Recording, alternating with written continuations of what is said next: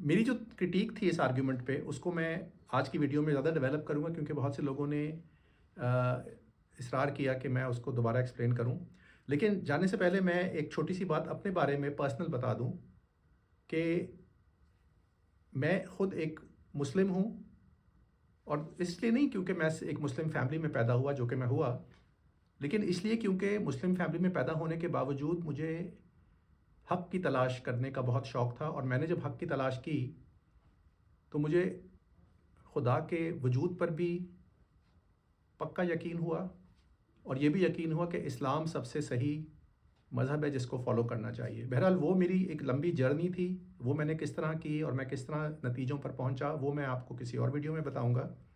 आज की वीडियो पर हम फोकस करते हैं उसी आर्ग्यूमेंट पे कि डज़ गॉड एग्जिस्ट जो है इसका प्रूफ करना लॉजिक से नामुमकिन है। अगर हम जाकर अपनी ह्यूमन हिस्ट्री में देखें कि तो सबसे पुरानी जो हिस्ट्री हमें रिकॉर्डेड डॉक्यूमेंटेड हिस्ट्री मिलती है वो 2400 कबल मसीह यानी बीसी के दौर से मिलती है, जो कि सक्कारा पिरामिड्स के टेक्स्ट्स हैं। सक्कारा पिरामिड्स इजिप्ट के अंदर हैं और वहाँ की दीवारों पर ये टेक्स्ट हीरोग्लिफिक्स के फॉर्म में लिखा हुआ है, जिसको अब ट्रांसलेट कर दिया गया है।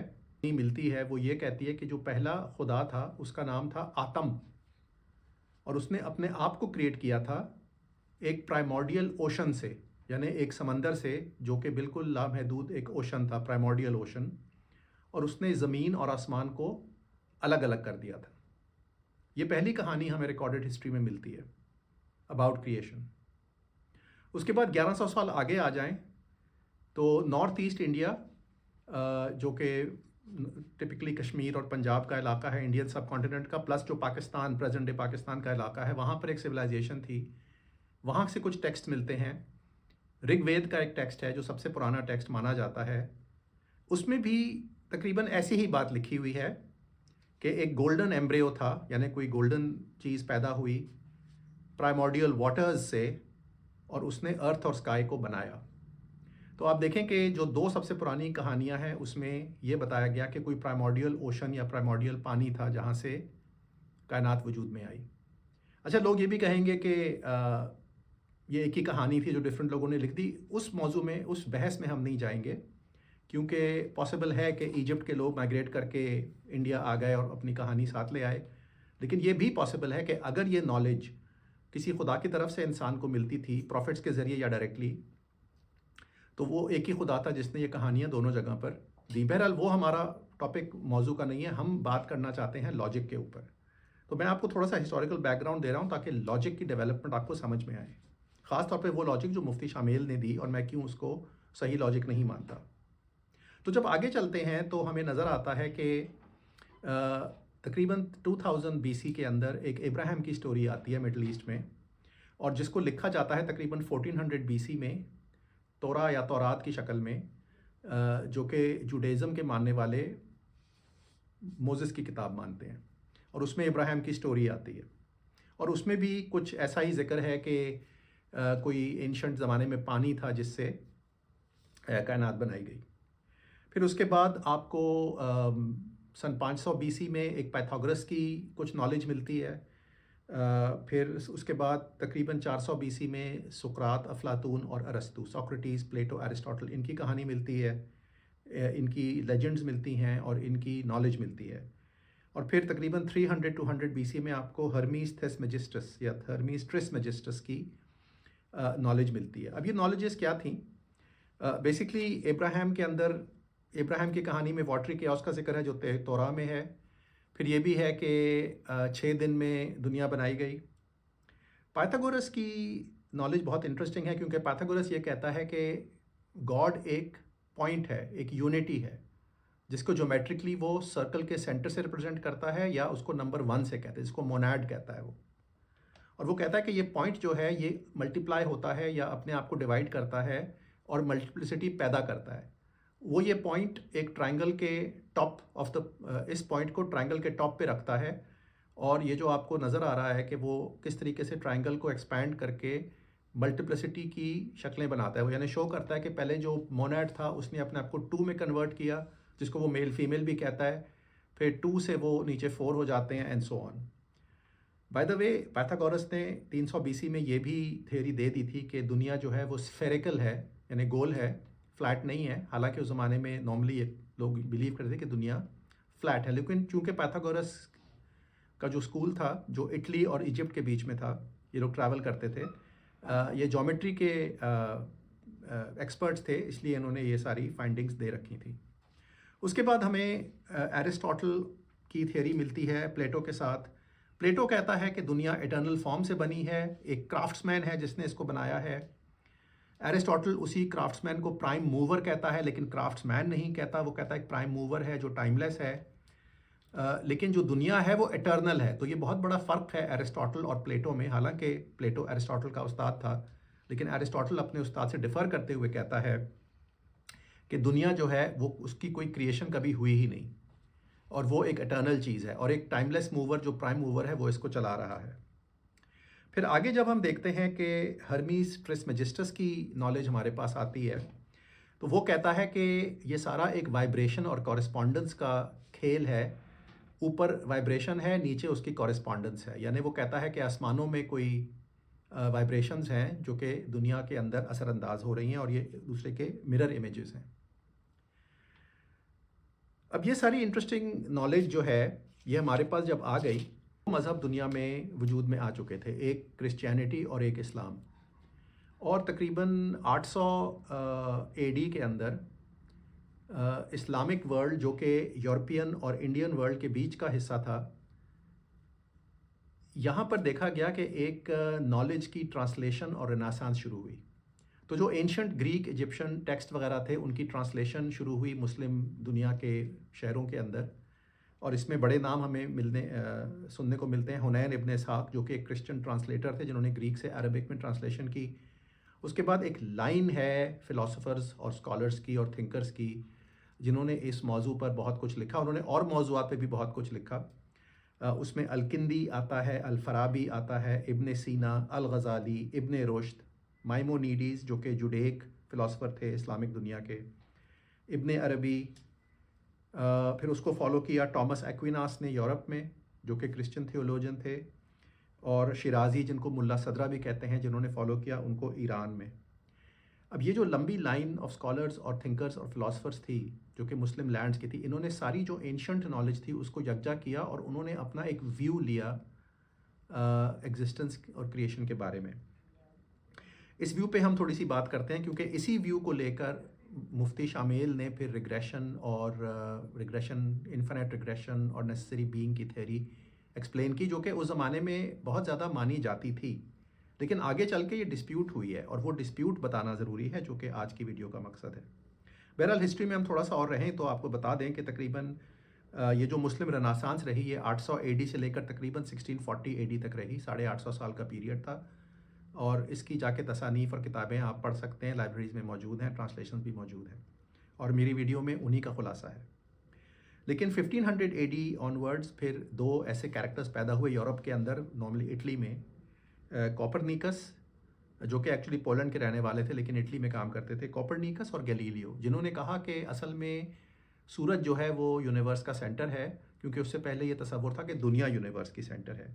तो उन्होंने ये हीलियोसेंट्रिक थ्योरी दी, जिसके बाद बहुत सारे फ़िलासफ़ी के जो हैं कॉन्सेप्ट चेंज हुए, और फिर हम देखते हैं कैंट आया, डिकार्टे आया, टॉमस मोर आया, एंड सो ऑन, फिर न्यूटन आया। तो साइंटिफिक दौर का आगाज़ हो गया उसके बाद यूरोप में, और इन तमाम थ्योरीज़ को साइंटिफिक लेंस से देखना शुरू किया गया। अब एंड में हम बताते हैं कि अब ये थ्योरी, जब ये साइंटिफिक दौर भी आ गया था यूरोप में, और मुसलमान दुनिया के अंदर भी एक हाईली डेवलप्ड फ़िलासफ़ी थी, तो ये जो इन्फिनिट रिग्रेशन की थ्योरी थी ये कहती थी कि नेसेसरी बीइंग का होना ज़रूरी है। और मैंने नोट किया है कि जो इन्फिनिट रिग्रेशन की पॉलिसी को मानते हैं, यानी जो नेसेसरी बीइंग को मानते हैं, वो ये कहते हैं कि एक एग्ज़ाम्पल देते हैं कि अगर एक सोल्जर्स की लाइन है लेकिन बंदूक एक ही है जिसमें गोली एक ही है, और अगर उस गोली ने चलना है, या तो उस गोली ने चलना है या उस गोली ने नहीं चलना है।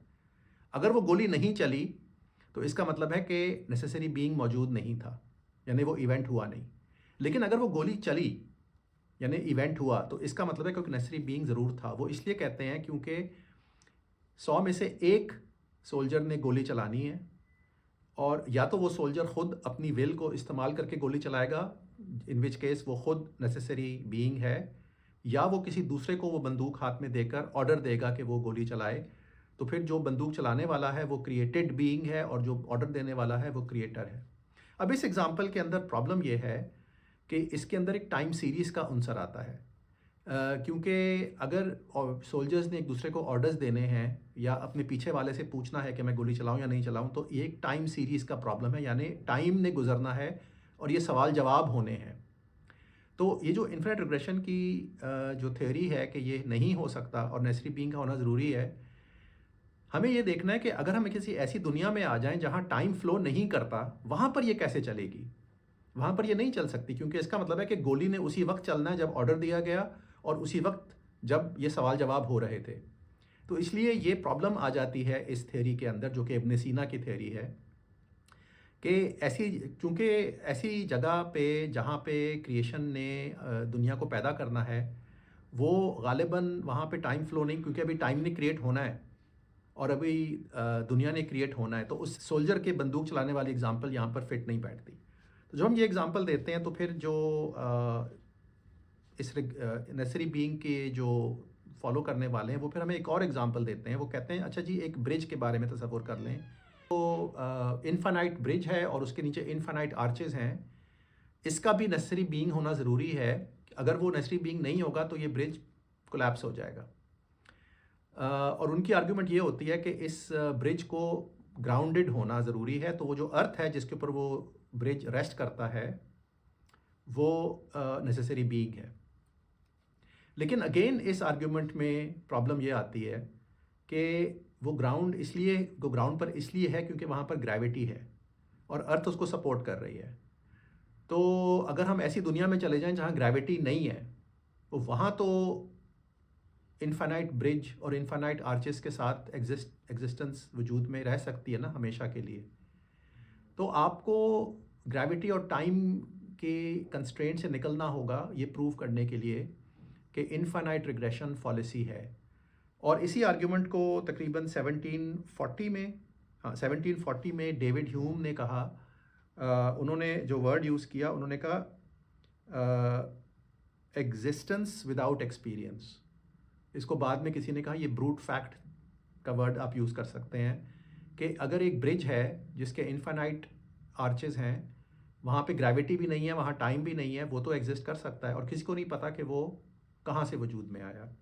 लिहाजा ये प्रॉब्लम आसान नहीं है। ये हर वक्त आप नहीं कह सकते कि नेसेसरी बीइंग का होना ज़रूरी है।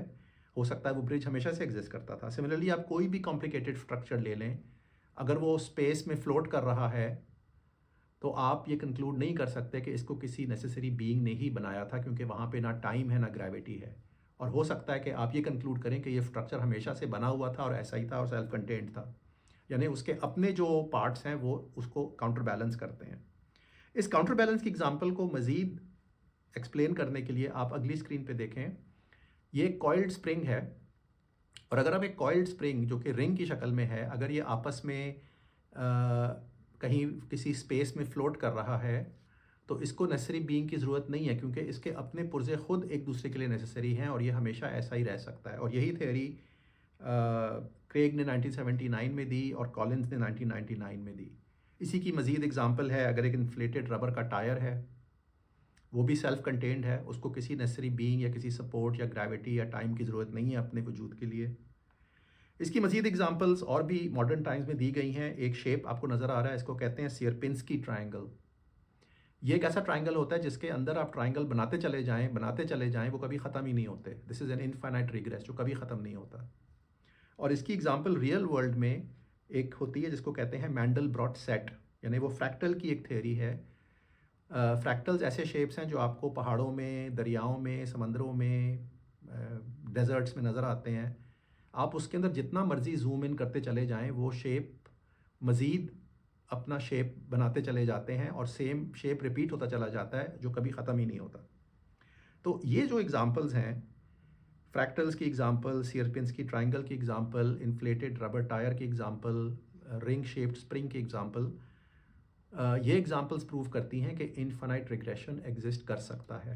लिहाजा हम ये नहीं कहेंगे कि इन्फिनिट रिग्रेशन जो है वो फॉलिसी है। एंड ऑफ कोर्स मैंने अपनी पिछली वीडियो में बताया था कि इनफाइनाइट नंबर्स की चेन भी इसकी एक एग्जांपल है। अच्छा, अब इसके अपने डिफेंस में जो लोग इस थ्योरी को नहीं मानते, बनाने वाला कौन है? कोई डिज़ाइनर तो होगा।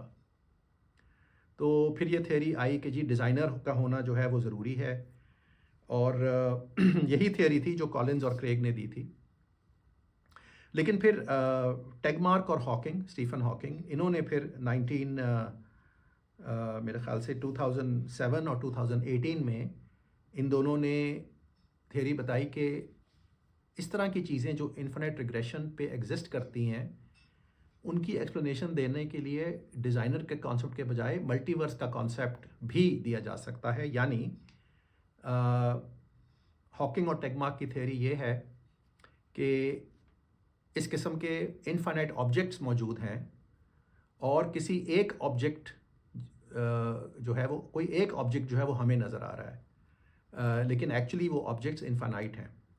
क्योंकि ये एग्जांपल इसलिए देनी पड़ी क्योंकि कहा गया था कि यूनिवर्स तो एक ही क्रिएट हुआ है और उसके अंदर चूंकि ज़िंदगी भी है और उसके अंदर प्रिसिशन के साथ लॉज भी हैं।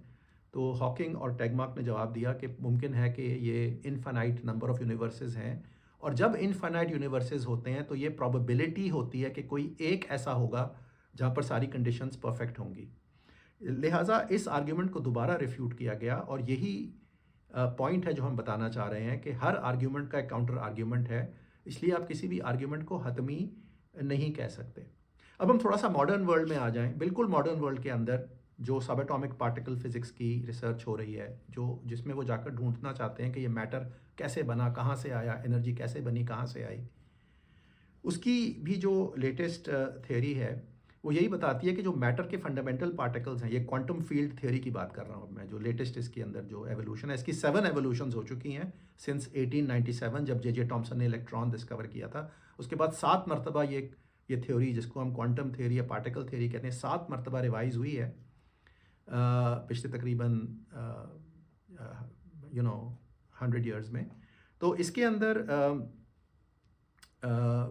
अब जो क्वांटम फील्ड कहते हैं, वो कहते हैं कि quantum field are particles of matter जो बिल्कुल इस तरह हैं जैसे बॉल्स स्प्रिंग के ऊपर लगे हुए हैं, और वो आप अगर उसकी तरफ आप देखेंगे भी ना तो वो स्प्रिंग हिल जाएगा, यानी आप उसको मेजर नहीं कर सकते। So they are vibrating all the time like a spring vibrates, और आप इसको एक्यूरेटली मेजर नहीं कर सकते। इसको क्वांटम फील्ड कहते हैं।